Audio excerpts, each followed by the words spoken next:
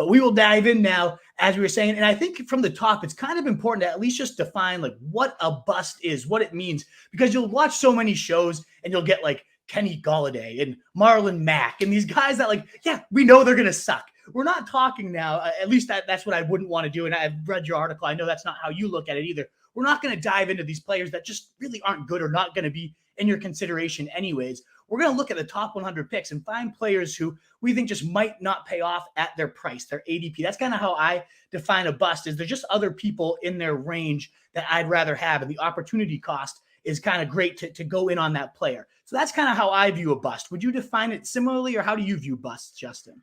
Yeah, guys who are just going to be a letdown, who are going to be a disappointment for whatever reason. And it's normally guys for me that there isn't one red flag. There's multiple red flags around them. And like anything, this is all probabilities, right? So it's just guys that you're looking at going, there's enough stuff there that gets your spidey senses going. You're a little bit worried. So you move them down the rankings or you shy away from them in your drafts. Normally for most guys, there's always a point where you will still take them. If they fall a couple rounds, all of a sudden they become a value. But there's a few guys this season where I just kind of almost have them off my draft board entirely. Yeah.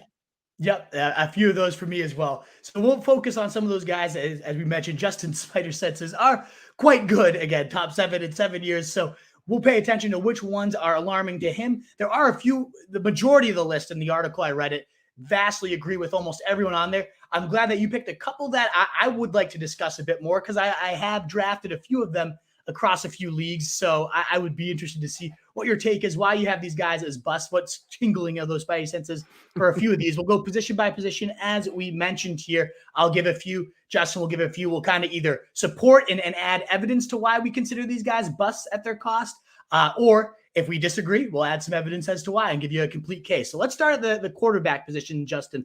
Who are a few guys that you have as potential busts there? Well, you talked about not wanting to go with the obvious guys, but I think I have to say one right off the bat here, and it's Matthew Stafford. And this one's kind of easy. There is more than just the injury situation, but we can focus on that first. He has this elbow issue. He had an anti-inflammatory shot, and he didn't throw all offseason until he showed up at training camp. And even when he showed up at training camp, they've kind of gone easy on him. They've limited him a lot. There's a couple days where they've let him kind of sling it. But overall, he's had a lot of rest time. They're not treating him like he is 100% healthy right now. Now, I'm not really worried about week 1. He's gone out there. There's been some weeks where he looks fine, or some practices where he looks fine. I'm not worried about week 1. What I'm worried about is that if he's starting the season with this elbow issue, that he still admits there's some pain there. He's feeling good. He's throwing, but there's still something going on in that elbow. He goes into the season. What's going to happen in week 4, week 8, week 12? At some point in the year, are we going to see this catch up to him and he's going to miss some time? And when you look at a quarterback like Stafford, who isn't offering anything with his legs, that puts so much emphasis on the arm, right? And we need a quarterback like that who can't give you the rushing ability to put up a big yardage total, to put up a big touchdown total. We saw Tom Brady get all the way up into the top 5 last year. He was able to do it. Stafford's end of the year ranks, he finished in the top 5 for fantasy, but in points per game, which is much more important. And I'm sure that's what I reference all the time. So if I ever forget to say fantasy points per game, you can assume that that's what I'm talking about. But last year he was 11th in fantasy points per game. So if he's going to be down in that low end QB1 range, and now he's entering the season with this issue with his left tackle, Andrew Whitworth, now retired. So some questions on the offensive line, couple new starters there. You're not really sure who's going to be the third receiver at this point. Van Jefferson, little dinged up going into the year. If they bring back Odell Beckham, which it seems like they want to do, Sean McVay keeps saying, kind of in the media that he wants to bring him back, but Beckham's not going to be ready. He had a torn ACL earlier this year, so he's not going to be ready until late in the season. November at the earliest, probably not till December. He's more of a guy that can show up there and help them for the playoffs, not somebody that's going to help your fantasy team. So like I said, there's enough red flags there around Stafford that it bumps him out of my top 12. And that's also because there are so many good quarterbacks in that top 12. It is a pretty set group for me, and I want to come away with one of them. And it's not that difficult because you're normally in a 12-team league.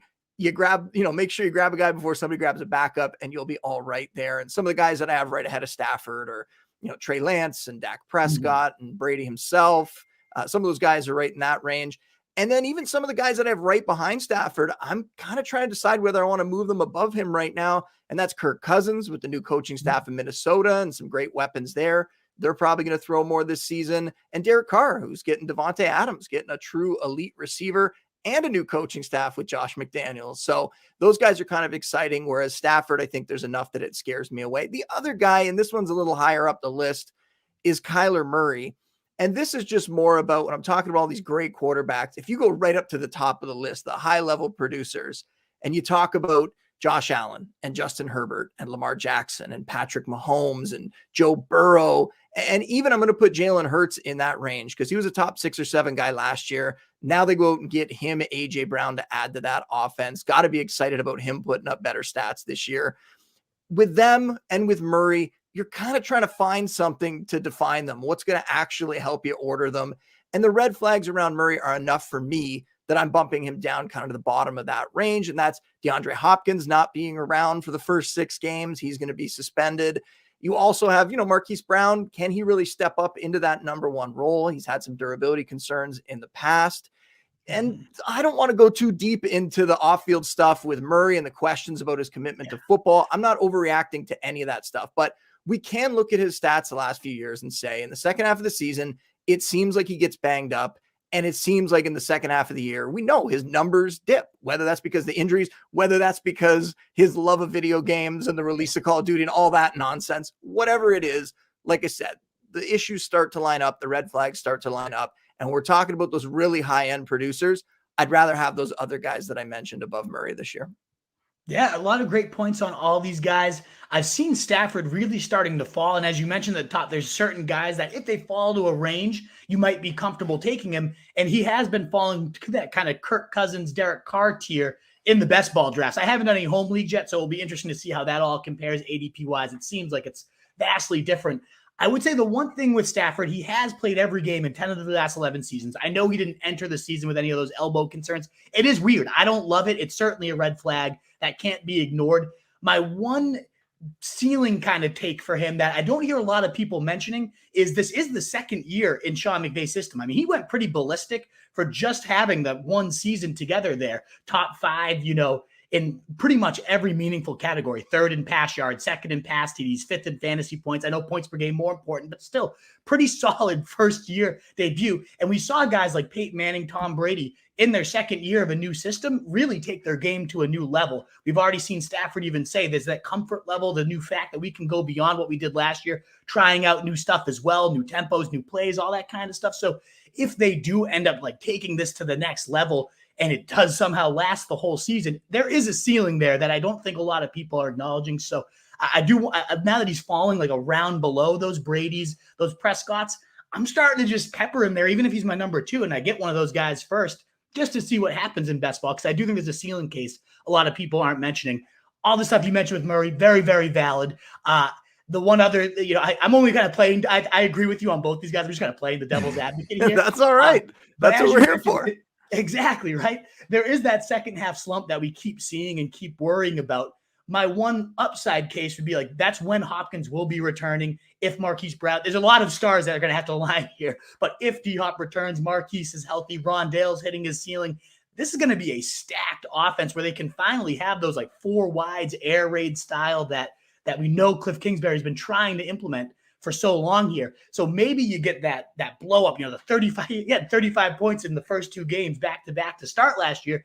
It'd be so much more helpful to have that in the second half of the season where the games matter more. So maybe, just maybe, if all those stars align, if you're asking for a lot, and that's the red flags, as you mentioned, but if it does align at the right time of the year for once, that would be pretty damn nice to see.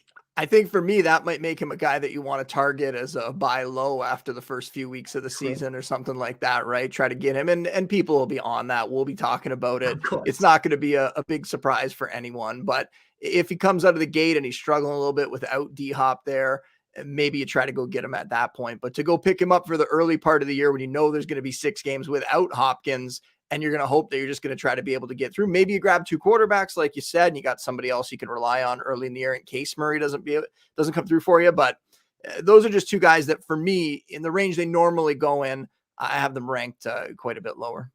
Absolutely. It makes total sense. The one guy I'll add to the list, and I've said this once on the podcast, and I got some pretty good heat for this one, is Lamar Jackson. And everybody loves him, and I can see 100% why. Obviously, that 2019 was insane. Thankfully, my pod co-host that you typically have with me, he had an interesting comp. He said, you saw that 1 year with Cam Newton where he was the cheat code and everything was crazy and everything aligned and he went perfect. I think Lamar is a better talent, certainly just better arm, all that stuff. But we kind of were chasing Cam Newton for a few years for a while. And he asked, are we doing the same thing with Lamar Jackson? I thought it was an interesting question to ask because we haven't seen that type of Lamar, QB9 and QB10 in fantasy points per game the last 2 seasons. Rushing stats have gone down for 3 straight years. Now he loses Marquis Brown, one of the most explosive weapons he had last year. Greg Roman, he's already talked about how much he wants to hammer the run. They seem to be building the offense back to that 2019, which would have been a good thing because that's when Lamar had his absolute blow up. So maybe that ends up being a positive that they go back to those run heavy ways. But between the weapons hit, this kind of lackluster last couple of years, I get that he's, the best his arms ever looked, the best shape he's in. So he certainly could make me look like a complete idiot. But going in round 4 range, around kind of Justin Herbert, you mentioned some of those other guys, I'd rather wait like a round or 2 and get Jalen Hurts, who I think has very similar, the Konami upside, and now with the weapons upgrade with A.J. Brown. To me, I think their ceilings are very, very similar, and I can get Jalen Hurts a couple rounds later and maybe take an Allen Robinson or one of those receivers I really like going in that round 4 range. The opportunity cost just seems a bit more at the other positions in round 4 than round 6. Am I nuts to be fading Lamar Jackson? I'm not fading Lamar, but it all comes down to cost and ADP, right? And if you want to talk more about like draft strategy, I think what you're saying is really sound, that you're going to try to go for a Jalen Hurts thinking that he has a similar ceiling and could put up similar points and you're getting him at a better cost. I'm not taking any quarterback in the 4th round unless they're named Josh Allen, and Josh Allen rarely makes it to the 4th round. But if you look at my rankings, I'm probably lower ADP wise with my rankings on all quarterbacks for the most part, because I'm not going to spend up and get one of those guys in a range when I can still get, a top 12 receiver in the 3rd round where Josh Allen tends to go. Josh Allen sometimes sneaks into like the end of the 2nd round, which is just insane. Yeah. But even in the 3rd round, I would much rather grab, there's some running backs there that could give you top 5 upside. There's some receivers that are top 10, top 12 guys. I don't want to take a quarterback at that point. I will wait. And I will try to find the next Josh Allen, the next Patrick Mahomes, the next Lamar Jackson, the next Jalen Hurts. Last year, it was Jalen Hurts who was the guy that kind of broke out that you got a bit later. And I think this year it's Trey Lance. There's a few guys in that range, Russell Wilson. There's a few guys that you can get a little bit later that I think still have that same kind of ceiling that some of the guys at the top have. So I'm with you in the sense that ADP wise, I don't want to pay that price. I still think Lamar is going to have a pretty good season. I think Rashad Bateman's going to be a guy that can step in and be that number 1 receiver in the offense, even though right off the bat, he's probably still going to be the number 2 technically because Mark Andrews, the tight end, is really the number 1 receiver there, but it's going to give him another option and sort of that true wide receiver 1 who can step up and maybe even dominate games. Whereas someone like Marquise Hollywood Brown was more of a field stretcher, more of that speed guy, wasn't the guy that was going to necessarily take over and give you, 10, 12 catches and dominate a game that way. Yeah, absolutely. All makes sense. And I think you mentioned that sweet spot where I'm targeting my QBs. I mentioned Jalen Hurts. I do like him there, but even still, you mentioned Russell Wilson, like those guys in that round 8 to 10 range is really where I find myself most often taking my quarterback one. You mentioned Kirk Cousins. I think he could throw for 5,000 yards and he goes in round 12. So yeah, I'm still with you. Typically just quote unquote bust in terms of not paying off the price when you have some of those guys based on the values. That's kind of the sweet spot. I agree with you 100%. Is waiting to that range. What is up, you fantasy wolf? Thanks so much for tuning in. If you haven't already, share your thoughts in the comments, check out some more videos, and join the newest Wolfpack by subscribing below.